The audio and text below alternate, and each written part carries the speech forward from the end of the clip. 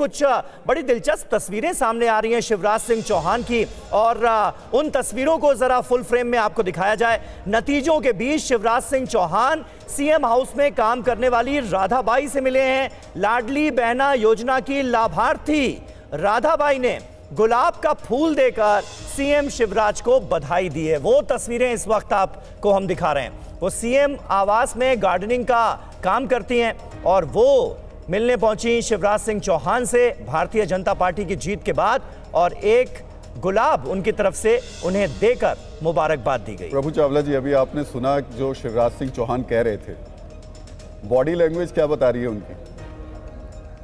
प्रभु जी शिवराज सिंह चौहान को अभी आपने सुना जो वो कह रहे थे, जीत के बाद भी जिस तरीके से वो कह रहे थे, बॉडी लैंग्वेज क्या कह रही है? ही बॉडी लैंग्वेज का एक नया कॉन्सेप्ट हम लोगों ने शुरू किया टीवी चैनल्स के अंदर से।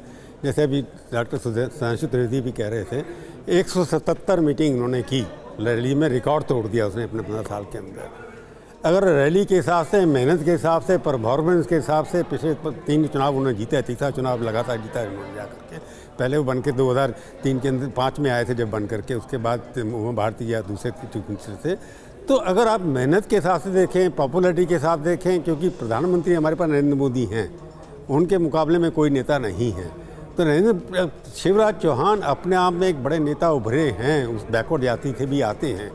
तो उनको प्रधानमंत्री जी अगर चुन के अपने साथ रखते हैं, क्योंकि 28 सीटें वहाँ से जी करके आनी है, कि बीजेपी के हिसाब से बड़ा चुनाव क्या है कि उन स्टेट्स में जिनके पास 100% ऑलरेडी सीटें हैं वहाँ ये चुनाव जीते हैं दोबारा से। जैसे छत्तीसगढ़ में 11 में से 9 हैं और यहाँ 29 में से 28 हैं, राजस्थान में 25 में से 25 हैं।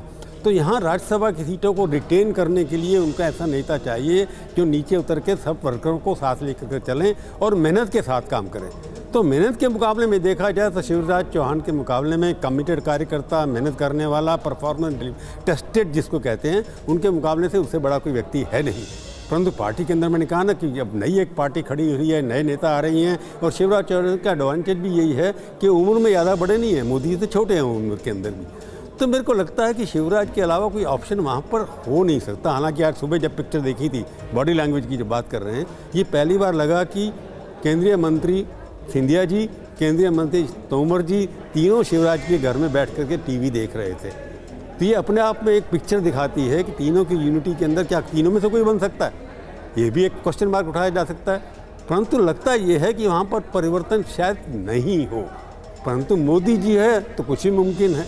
क्योंकि वहाँ पर जैसे उन्होंने कहा कि मोदी के मन में मध्य प्रदेश के मन में मोदी, ये बात जो जुड़ गई है एक की मोदी के साथ सबको जोड़ देना, तो मोदी जी डिसाइड करेंगे कि इसको मुख्यमंत्री बनाना। क्योंकि चुनाव जो लड़ना है 2024 के लिए, उनको वहाँ पर सिपा सलार चाहिए। जनरल तो वो खुद हैं, कमांडर चीफ हैं, परंतु लेफ्टिनेंट जनरल तो चाहिए सब जगह पर। तो लेफ्टिनेंट जनरल जिताने के लिए शिवराज चौहान से बड़ा अच्छा आदमी नहीं हो सकता, परंतु चॉइस उनकी है।